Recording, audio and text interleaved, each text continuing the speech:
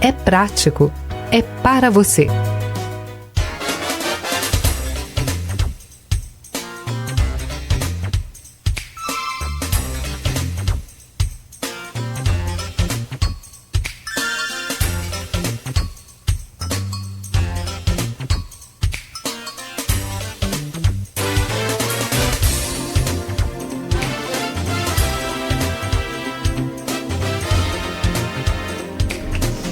Sete horas e 58 minutos em Campos, voltamos com Folha no Ar, ao vivo aqui pela Folha FM, ao vivo também pelo Face, YouTube, Instagram, inclusive estou visualizando aqui agora, trânsito pelo centro de Campos que tem hoje, nesta quinta-feira, tempo bom, ensolarado, agora já faz 25 graus aqui no centro e lá pelo Trevo do Índio, também com bastante movimento, o trânsito agora é bem movimentado. A 15 de novembro, que foi totalmente interditada desde domingo, só deve ser liberada amanhã. Havia um prazo, a expectativa de ser liberada ontem, mas não foi possível por conta da conclusão lá das obras, já na parte de sinalização vertical e horizontal, ali naquele trecho entre a Voluntários da Pátria e Barão de Miracema, onde rompeu-se o dique, né, de contenção ali do Paraíba no ano passado.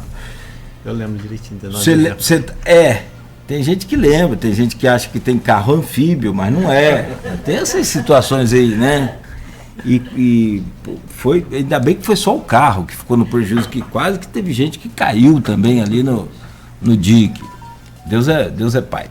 Graças a Deus, estou brincando porque esse caso aconteceu com o Rodrigo, mas assim, isso é muito sério, muito complicado e precisa ter, até sobre essa questão do dique, já que a gente falou rapidamente, precisa ter toda uma manutenção nesse dique, que se não me falha a memória, não tem há muitos anos, se é que já teve.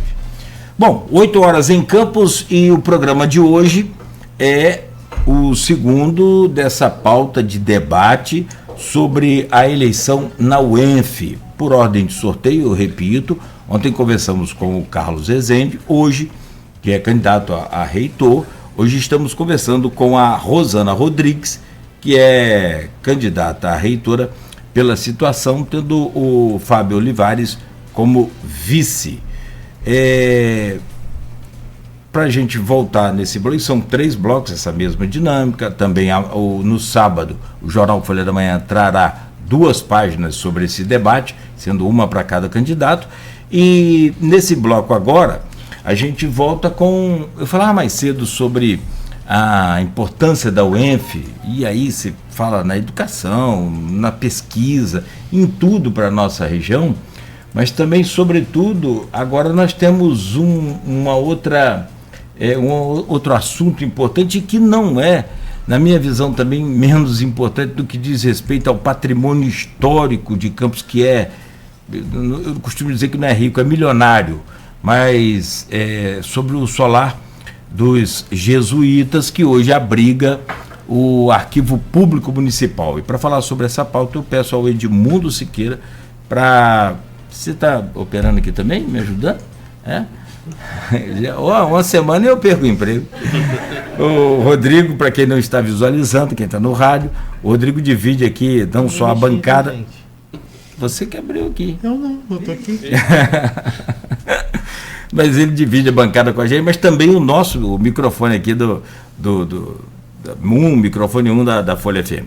Meu caro Edmundo, por favor.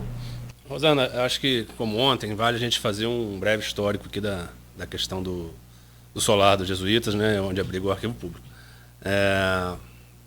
O João Luiz publicou, de primeira mão, o acordo entre a Alerj, né, a Prefeitura, e a UENF, para que fossem depositados 20 milhões, né, nos cofres da universidade para que fizesse o restauro do prédio e a digitalização do acervo. Enfim, é um acervo essencial para nós campistas, para a região inteira. E 10 milhões para Cabo Frio, Fazenda Campos Novos, que até você citou aqui, que foi cedido para a UENF. Depois desse acordo, foi em outubro, o Luiz lembrou no 29 de outubro, né, que foi anunciado, em janeiro foi depositado o dinheiro, e aí, a princípio, existia um termo de cooperação com a Prefeitura, com a empresa de Minas, a Sabra, e a UENF não entendeu, a reitoria, você fazia parte na época do Raul, não entendeu que seria o ideal, enfim, teve umas tratativas, tiveram diversas reuniões, inclusive eu estava em algumas delas, mas a coisa não andou. A coisa não andou e é fato que a coisa demorou e se estendeu durante muito tempo para desespero, né, digamos assim, de quem está interessado e se preocupa com a parte cultural e da cidade. O Solar Jesuítas, ele abriga hoje o Arquivo Público Municipal, né, guarda um acervo importante, muito importante. Ele foi atingido pelas chuvas aí agora recentemente, talvez até 2 vezes, e essa letargia causou alguns problemas. E agora começou uma aplicação de parte do recurso, né? Foi contratada uma empresa para que feito o projeto, auxiliasse o projeto para se licitar a obra, e os estagiários também começaram a ser contratados. Enfim, mas assim como a gente perguntou a outra chapa, perguntar a sua, primeiro, como vocês avaliam que a UENF tratou esse tema, a UENF enquanto corpo funcional e corpo de alunos, como você vê a UENF envolvido nesses temas, para trazer, como eu falei ontem também, foi difícil falar da UENF no último ano, pelo menos, sem falar do arquivo público, né? Não podia deixar de ser, porque estava toda essa questão. E como vocês veem esse assunto internamente, a relação da UENF com a comunidade, depois desse fato, do atraso, e como você, enquanto candidata, trataria esse tema no futuro, caso se fosse eleita? Ótima pergunta, Edmundo. É um tema que realmente é muito importante a gente debater. Bom, primeiro vamos situar o seguinte. O Arquivo Público Municipal, ele está lá no Solar por uma iniciativa da própria UENF, não sei se vocês sabem. Bom, nós temos uma dissertação que foi defendida pela Larissa, que hoje faz parte dos quadros lá do arquivo, e orientada pelo professor Marcelo Gantos, e ela fala especificamente sobre o Solar. E aí traz um resumo muito rico, a dissertação foi defendida em 2014, e tem um resumo muito rico de todas as tratativas feitas para que o Solar abrigasse o arquivo público. Então, a partir de 2001, o Solar passa a abrigar o arquivo público numa tratativa entre a UENF e a prefeitura. Desculpe te interromper, mas isso vem de antes, que fez a escola de cinema, né? Então, o Luiz até participou. Isso. E aí depois o UENF restaurou o prédio lá atrás para ser escola de cinema, não, em 2001. Isso. Então, assim, mas especificamente sobre a chegada sim. do arquivo público lá. Então, a gente sempre esteve, de uma certa forma, muito ligado a essa questão do Solar, né? Pela escola de cinema lá atrás, que acabou não vingando por uma série de motivos, mas eu entendo também que, por isso, quando a UENF foi chamada para fazer parte dessa tríplice aliança para, de fato, trabalhar na recuperação de um prédio, da importância do Solar, eu acho que ela não poderia ter agido de outra forma a não ser se prontificar a fazer esse trabalho, né? Então, entendo isso como uma iniciativa muito ousada da universidade. Como o Cláudio falou muito bem, nós temos um patrimônio na cidade riquíssimo.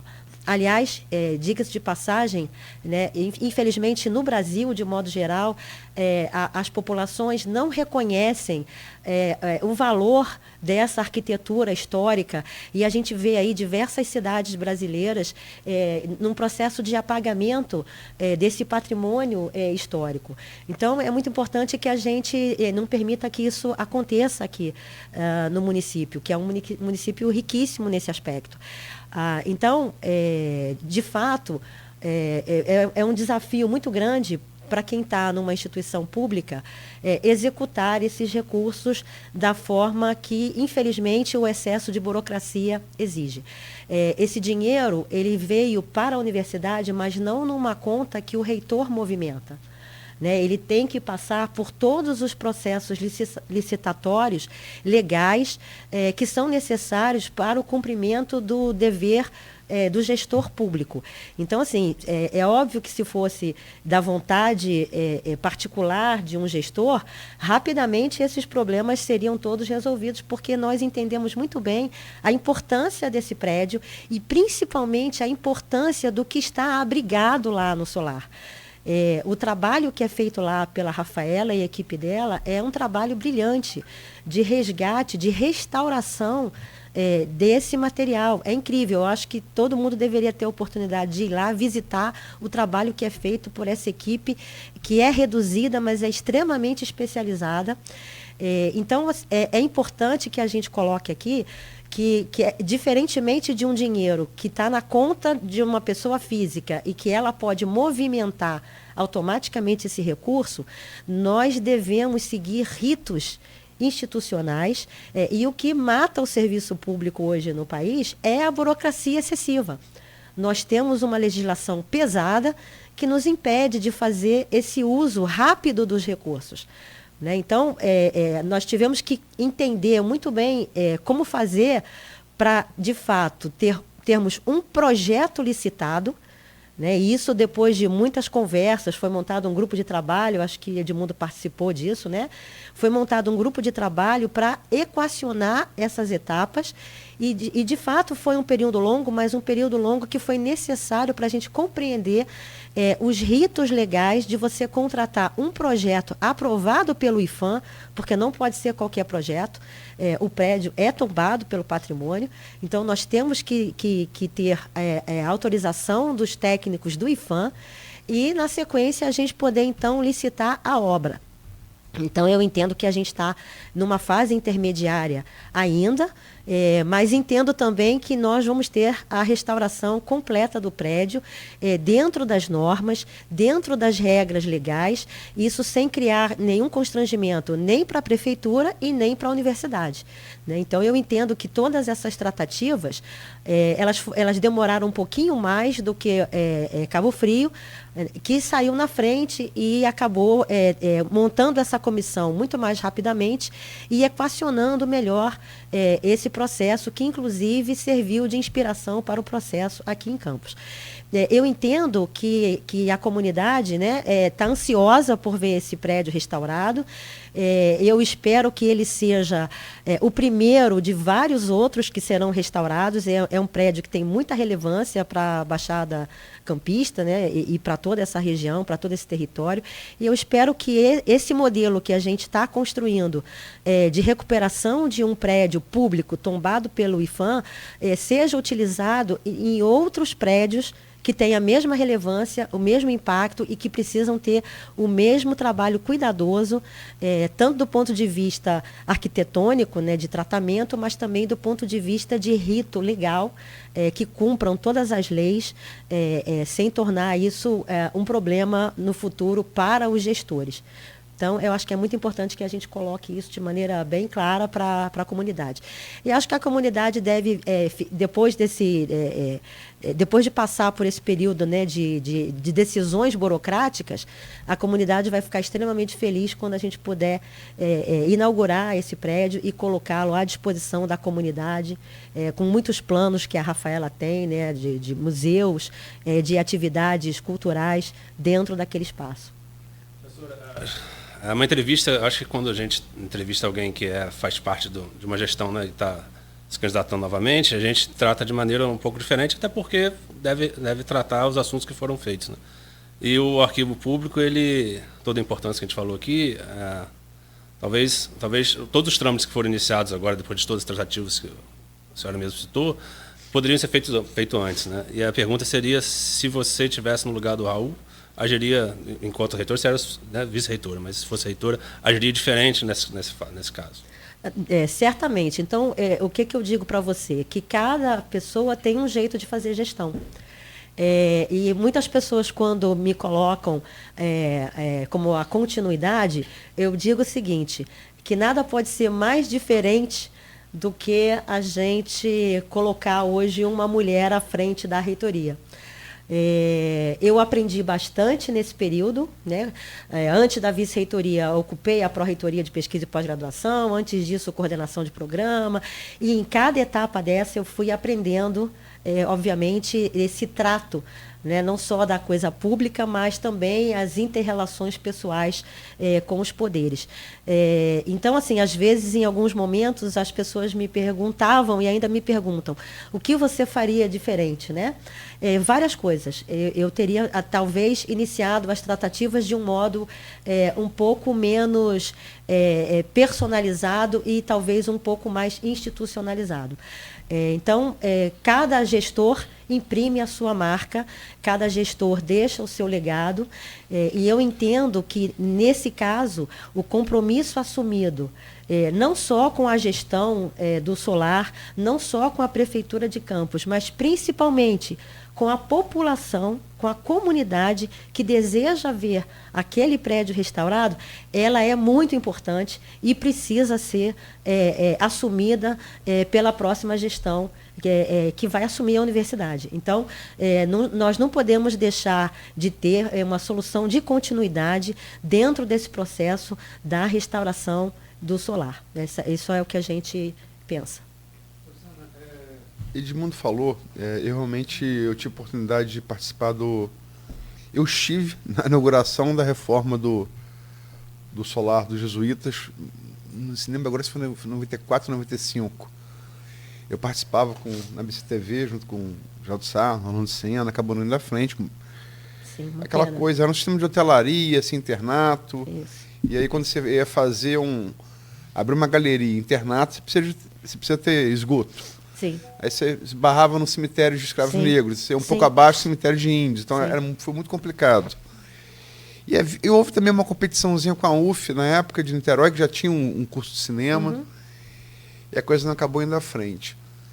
Mas eu me lembro que já naquela época o Geraldo Sarno, falecido, o grande cineasta brasileiro, o maior cineasta do interesse do cinema novo, tive a honra de trabalhar junto com ele, prazer, me ensinou muita coisa.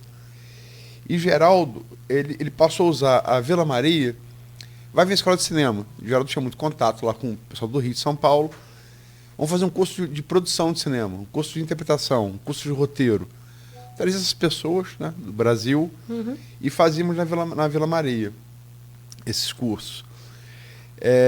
A Vila Maria, desde daquela gênese da UENF, dos anos 90, porque a UENF, o campus, ele está um pouco afastado da cidade, né? Então, a chamada Pedra, o centro, a cara da UENF é a Vila Maria.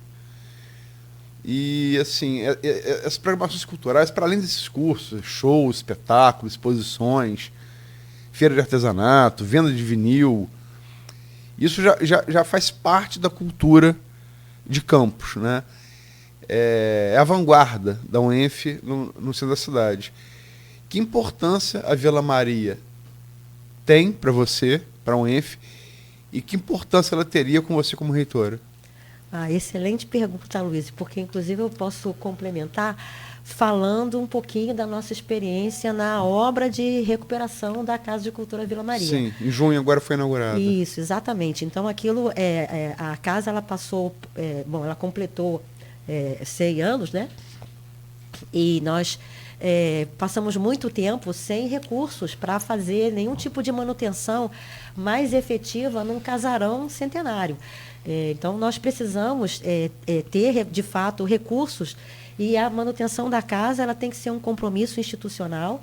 Ela passou um longo período fechada, né, antes da gestão do professor Passoni, e na gestão do Passoni ela foi, de uma certa forma, reaberta com a professora Simone. Sim. Como diretora da casa, e vários eventos foram feitos ali, mas, de fato, naquele momento a casa precisava passar por um processo total de recuperação.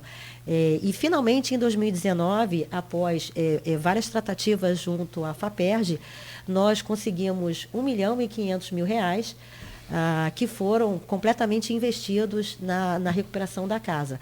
E, ao contrário do que aconteceu com o solar, esse R$1.500.000 ele veio especificamente para a conta de uma pesquisadora da universidade, a professora Tereza Faria, do Centro de Ciências do Homem, e nós pudemos, então, fazer uma carta-convite para diversas empresas, e aquela empresa que tivesse o melhor portfólio e a melhor melhor tratativa para fazer a recuperação da casa, então seria contratada. E foi assim que fizemos.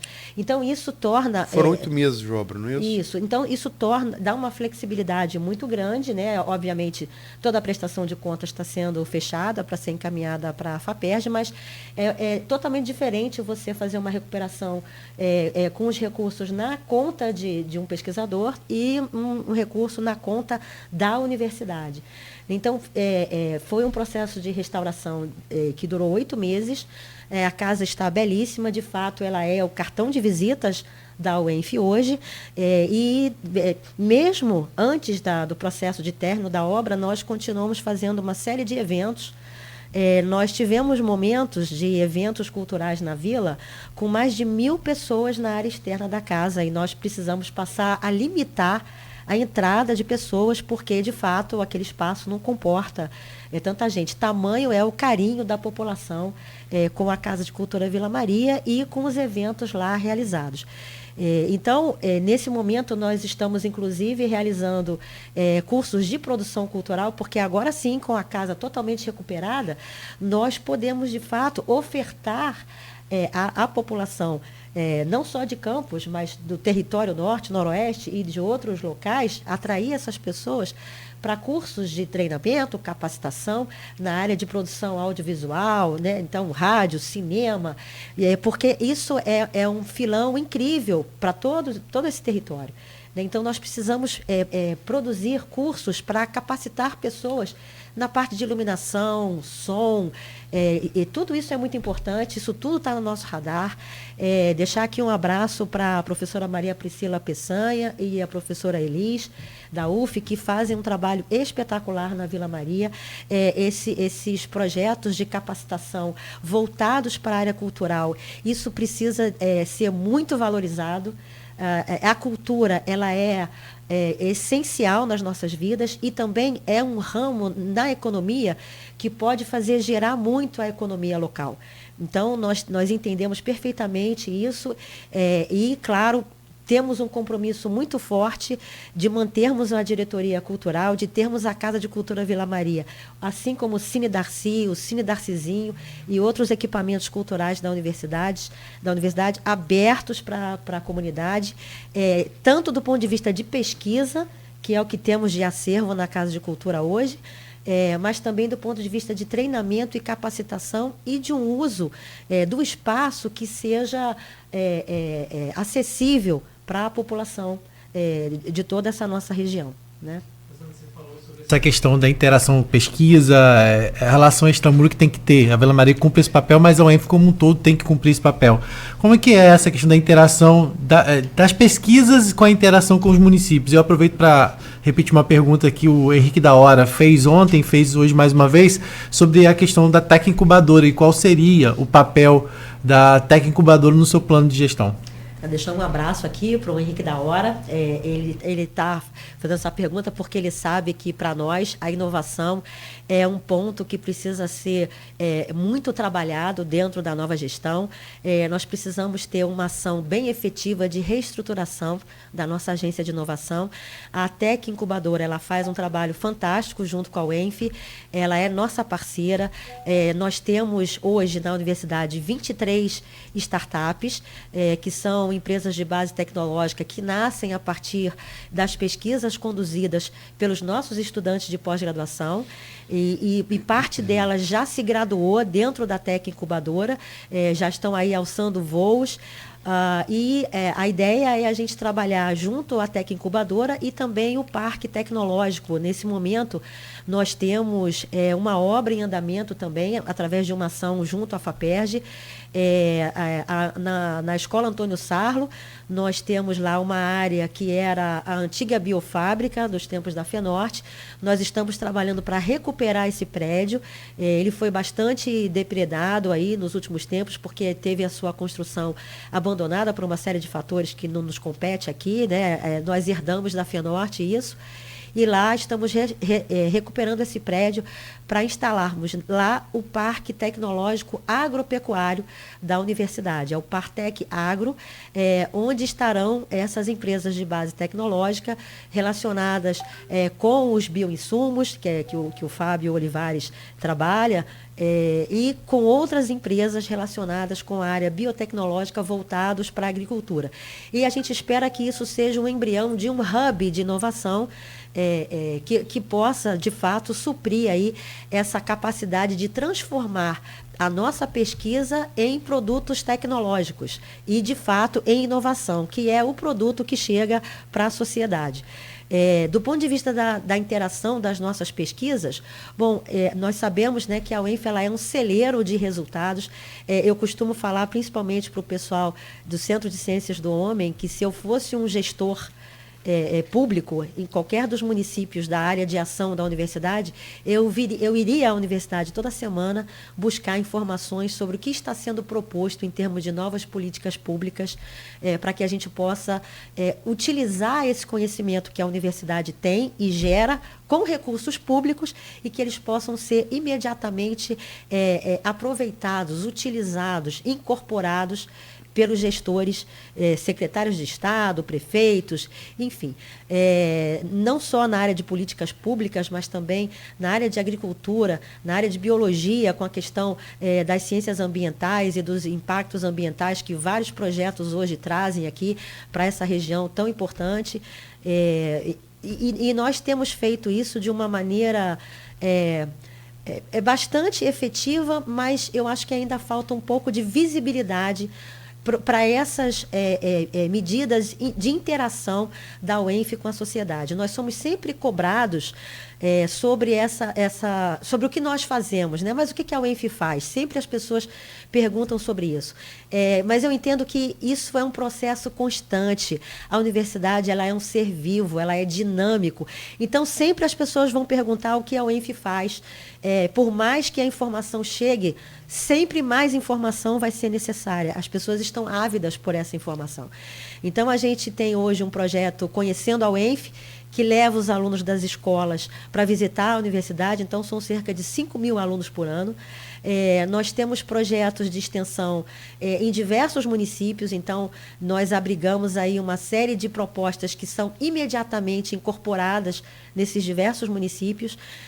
Nós precisamos, sim, sempre melhorar a nossa comunicação com a sociedade. Eu acho que isso vai ser uma preocupação da nossa administração, de fazer cada vez mais essa união aí com a sociedade. Nós temos hoje ainda, só para terminar, dentro da instituição... Tem 2 minutos ainda. Então tudo bem, ótimo. Eu estou aqui correndo para falar de tudo, mas ótimo. Nós temos um projeto muito importante de atendimento à comunidade, que é o projeto Para Esporte, que atende aí a cerca de 300 jovens e suas famílias, que são jovens com algum tipo de deficiência. É a parceria com o Rafael Twin, vereador, não é isso? Isso, exatamente. Então, é um projeto muito bacana. Ele acontece hoje dentro das dependências da universidade, que envolve, inclusive, a ecoterapia.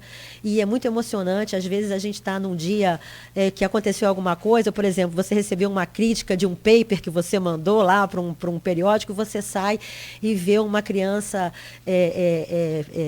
com deficiência sorrindo porque está cavalgando pela primeira vez. Então, aquilo faz você repensar muita coisa, né, e se sentir muito assim, feliz de poder proporcionar essas oportunidades para tantas pessoas que merecem essa oportunidade.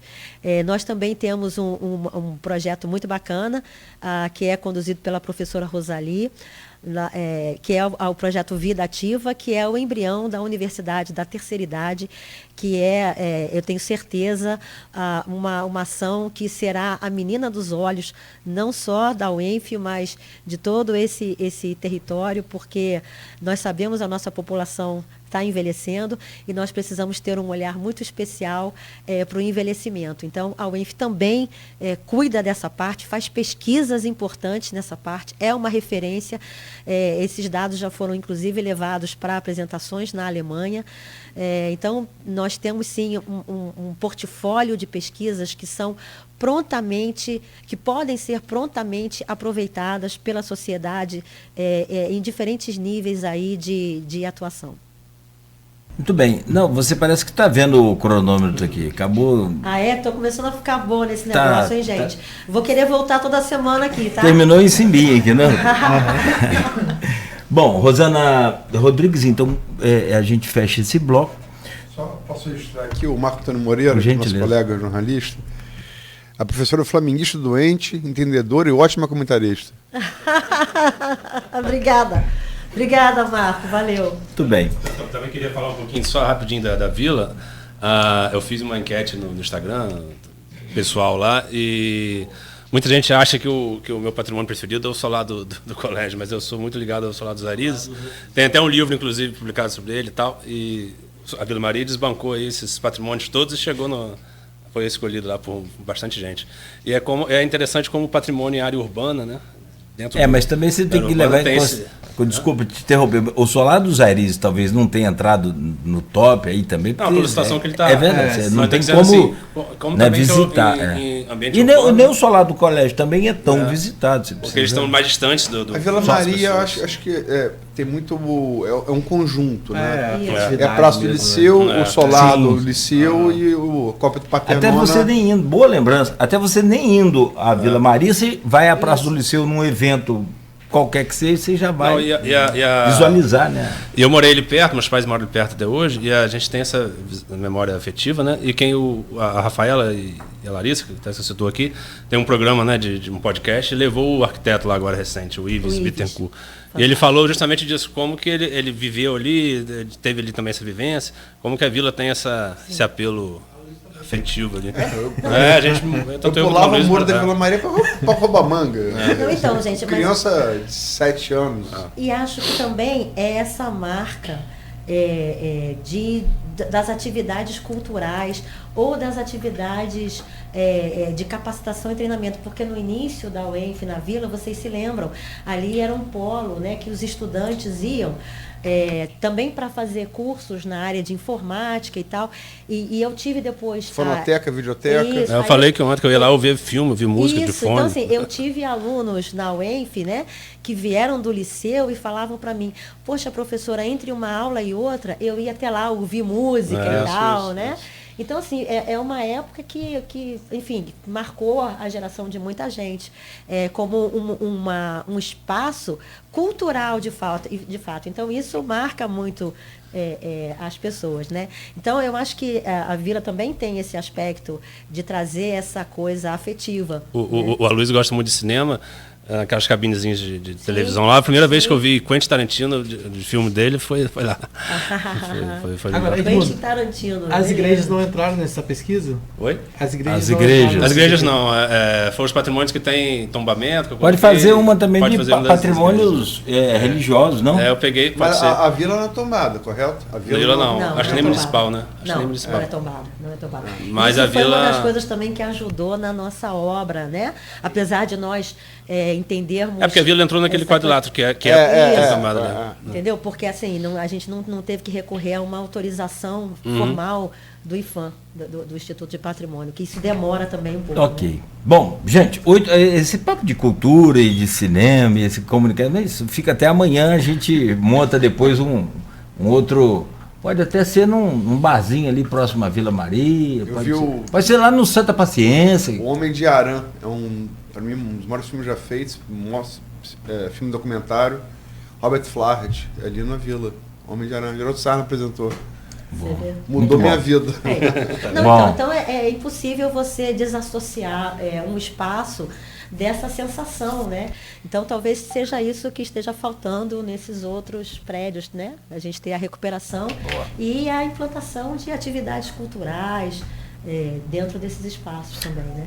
Rosana, então vamos ao intervalo, são 8h31, você que nos acompanha, esse é o segundo programa desse debate sobre a eleição a reitor na UENF.